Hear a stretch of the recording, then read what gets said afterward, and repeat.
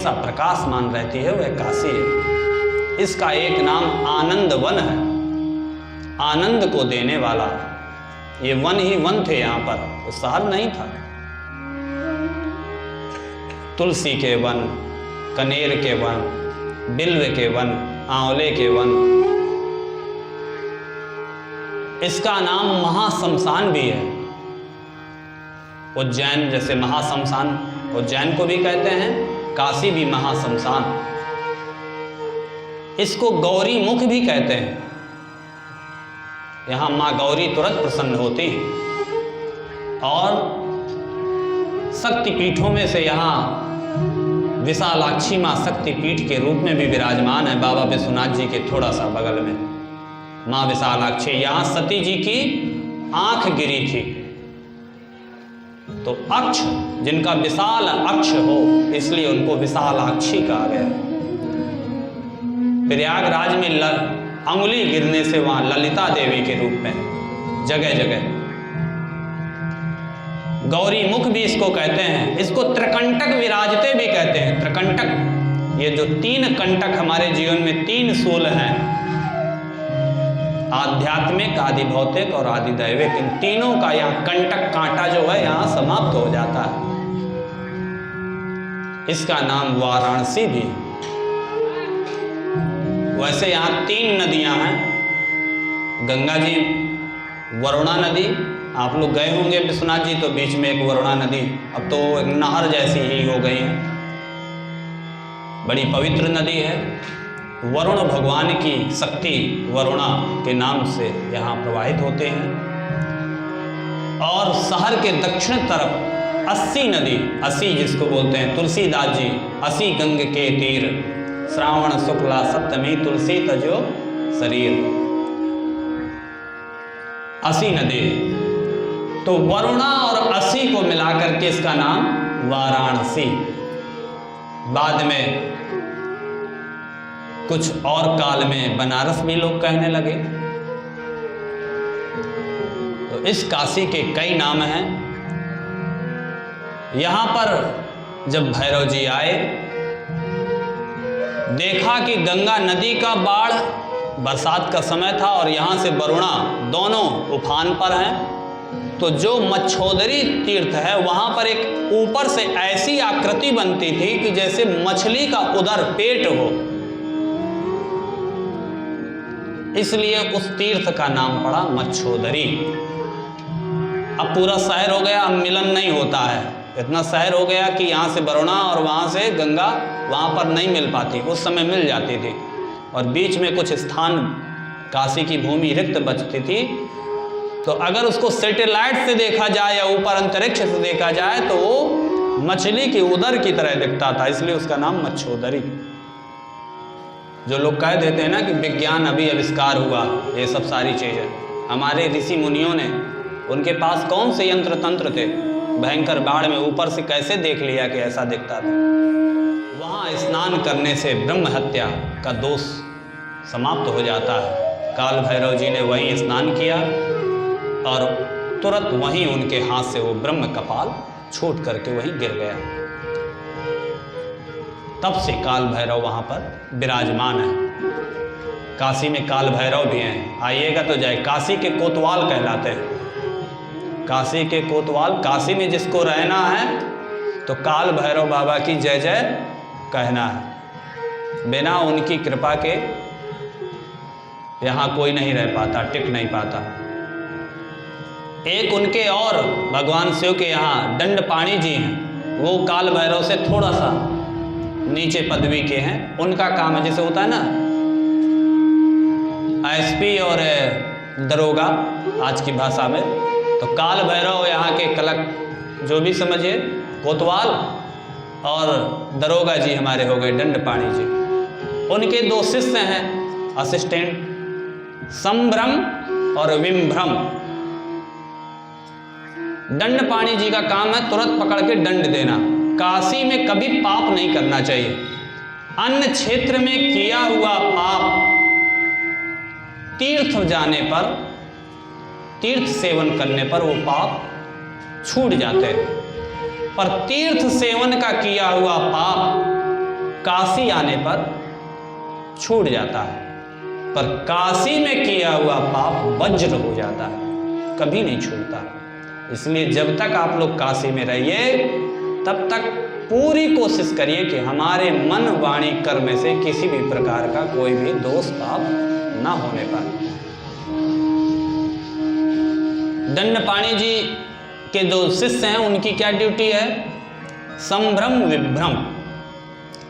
जब देखते हैं कि अब इसको काशी में रहने लायक नहीं है, इसके पुण्य नहीं है, तो उसकी कहीं बाहर सर्विस लगा देंगे, कहीं कुछ बाहर ऐसी व्यवस्था करेंगे कि वो मोहित होकर के यहाँ से शहर छोड़ के दूसरी जगह व्यवस्थित हो जाएगा, और या फिर उसको उच्चाटन कर देंगे। जो विभ्रम है वो उच्चाटन कर देते हैं, इतना कष्ट दे देंगे यहाँ कि अरे कुछ यहाँ जब से आए तब से परेशानी है, तो भाग जाएगा काशी छोड़ के। तो जो एक बार काशी रह गया तो ये ऐसा है कि फिर दोबारा छोड़ करके जाने का मन नहीं करता। बड़ी महिमा है काशी के बारे में, तो एक काफ़ी सत्र चलेगा, बीच बीच में हम काशी पर प्रकाश डालते रहेंगे। आज आप लोगों ने बाबा विश्वनाथ जी के दर्शन किए, बाबा विश्वनाथ जी की थोड़ी महिमा।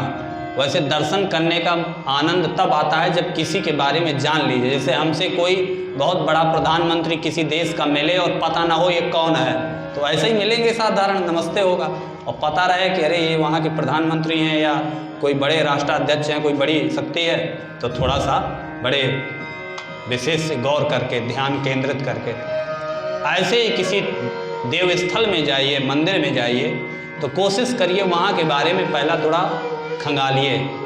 कहाँ से मिलेगा? पुराणों से। और काशी में तो स्कंद पुराण में एक अलग से काशी खंड ही है।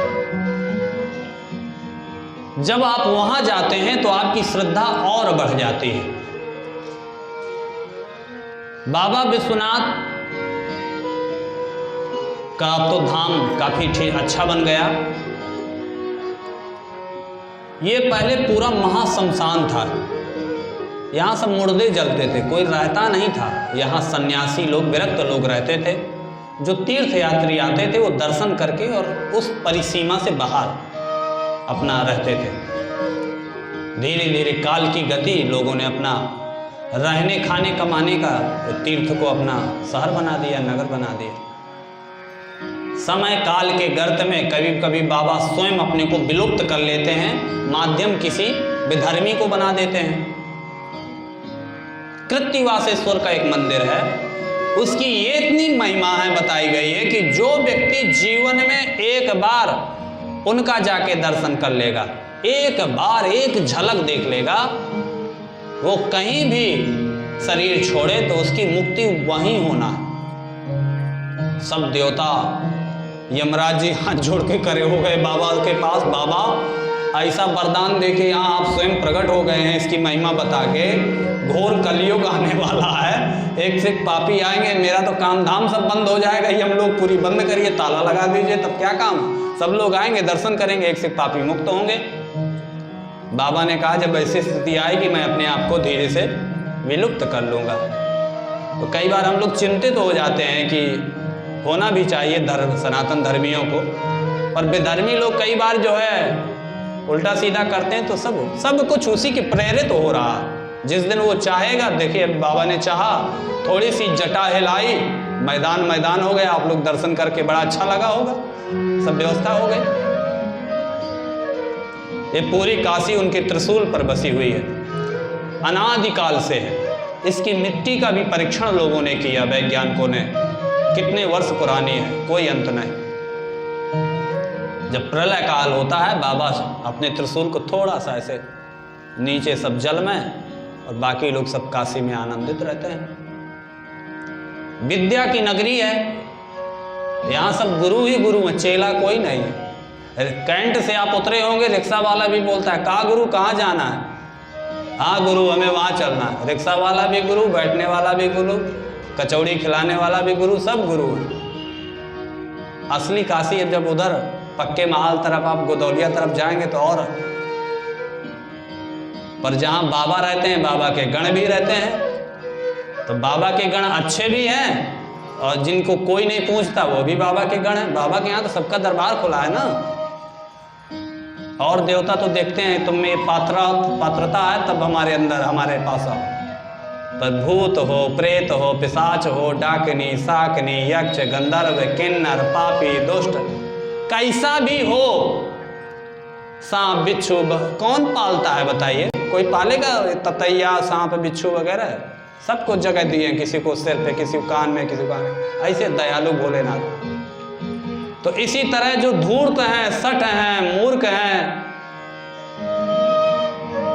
ठगी करने वाले हैं, वो भी सब बाबा के यहाँ खा पी रहे हैं, सब मस्त है। उनका काम है सीधे साधे बाहरी लोगों को आकर के ठगना। दिन रात उनका दिमाग किसी में चलता है, कहाँ से कैसे जो है किसको उल्लू बनाए। एक बार कोई बाहर से सेठ जी आए, बोले सुना है कि काशी में बड़ा वो रहते हैं, बहुत ठग रहते हैं। मैं देखता हूँ मुझे कोई कैसे ठगता है। कोई ठग के दिखाए। 10 आश्वमेध में गए, परिवार लिए थे। बोले ऐसा है, आप लोग सारा सामान अपना यहाँ रख दीजिए और मैं यहीं बैठा रहूँगा इसी के ऊपर। जब लोग आप लोग नहा के आ जाएंगे तो फिर मैं नहाने जाऊँगा और फिर दर्शन करें। एक ठग ने सुन लिया, कहा ओ सेठ जी तो बहुत चालाकी खेल रहे हैं।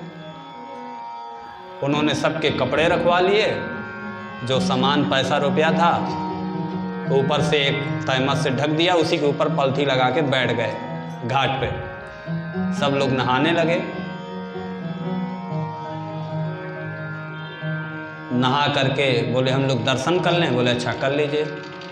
ठीक है, इतनी देर में जब इतना सामान कोई नहीं ले गए तो अकेले मेरा कौन ले जाएगा, तो आप लोग तो यहाँ ही हैं। उतने में ही सेठ जी क्या देखते हैं, एक कोई जीर्ण शीर्ण व्यक्ति धोती पहना हुआ, गंगा जी से नहा के हाथ में लोटा जल का लिया हुआ, ओम नमः शिवाय ओम नमः शिवाय बजता हुआ उन्हीं के बगल से निकला।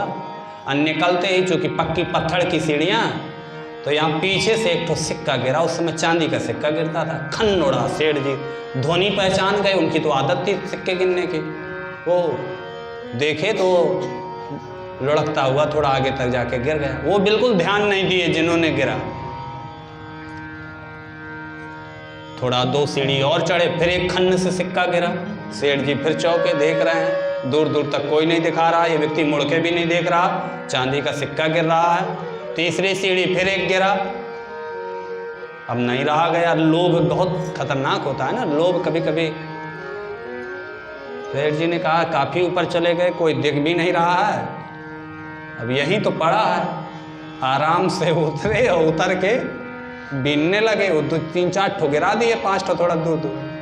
और जब बीनने गए तो उसी का चोर का एक आदमी यहाँ सिट था पीछे ही गंगा जी के पास। उसने देखा सेठ जी गए, वो सारा सामान लिया, रफू चक्कर। सेठ जी के पास पहनने के लिए भी कपड़ा नहीं बचे।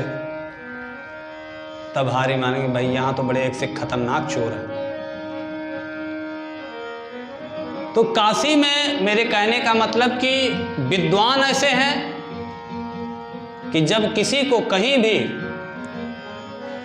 अपने संशयों का समाधान नहीं मिलता तो लोग काशी की ओर रुख करते हैं। काशी से जो प्रमाणित हो जाता है वो दुनिया में फिर कहीं भी जाके अपना डंका बजाता है। प्रधानमंत्री यहाँ से चुनाव लड़ने ऐसे ही नहीं आए, यही सब सोच के कि बाबा विश्वनाथ के दरबार से अगर मुझे, तो मैं पूरे विश्व नेता बनने का जो। तो काशी दिव्य भूमि है, पावन भूमि है, पवित्र भूमि है। जो प्रत्यक्ष दिखती है उससे भी बहुत अप्रत्यक्ष इसमें एक से एक संत हैं। यहाँ पर एक से एक संत हो चुके हैं, अभी भी एक से एक ऐसे सिद्ध संत हैं जो हम आपको अभी समझ नहीं आते। मैं गीता प्रेस गोरखपुर में कार्य करता था 2013 से 17 तक, संपादकीय विभाग में पुराणों का लेखन कार्य इत्यादि। वहाँ एक बिजली सुधारने आता था, लगभग 70-72 के आसपास का जो भी हो, एक उम्र थी। पैंट के ऊपर पैजामा, पैजामा के ऊपर तैमत, मतलब ऊपर से जितने कपड़े उसके रहते थे टोटल, जाड़े बरसात 24 घंटे के वो हमेशा वो उतना। और एक ऐसा झोला रहता था कि उसकी तरफ कोई देखे ना, जैसे जानवर कपड़े को खूब चबाया हो फिर वो भर लिए हो। और उसी में उनका पेचकस और एक प्लस, 2-3 चीज़ें रहती थी। 3 जगह काम करते थे। गीता प्रेस की एक दुकान में, हमारे ऑफिस में संपादकीय विभाग में, और जो है एक बनारस में गीता प्रेस का संपादकीय विभाग है। किताब यहीं लिखी जाती है, छपती गोरखपुर में, खादी आश्रम वाले में। उन्होंने कहा जहाँ 30-40 रुपया का काम हो गया, कि 30-40 का मैंने काम कर दिया, तो फिर आप 50 नहीं 100 जितना भी दें, फिर लेते भी नहीं थे और किसी के यहाँ जाते भी नहीं थे।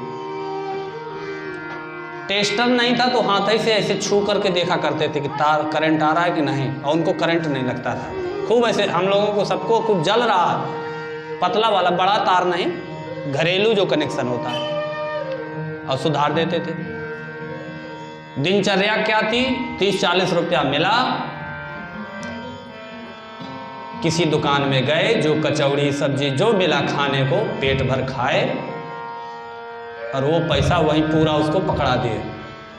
कल के लिए अब नहीं है तो कोई चिंता नहीं। मच्छोदरी घाट के पास एक पार्क है, कभी गंगा जी में, वहाँ सुबह जाके नहाए, वहीं किसी शौचालय में नित्य कर्म करके नहाए, और एक गीता इतना छोटा सा बस उसको पढ़े, और एक दुकान के दरवाजे पे वहीं ये बुला नाला एक क्षेत्र पड़ता है, पहले उसका नाम ब्रह्मनाल था। समाज के लिए, अपने देश सेवा के लिए प्रयोग करें। घर की खेती संपत्ति सब बच्चों को सौंप दिए। आपसे न मुझे 1 रुपया लेना, न 1 रुपया आप लोग मुझसे मांगे।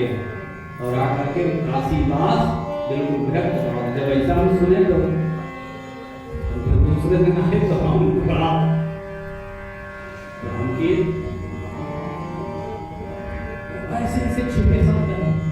वो संत नहीं है, कितने बड़े संत हैं।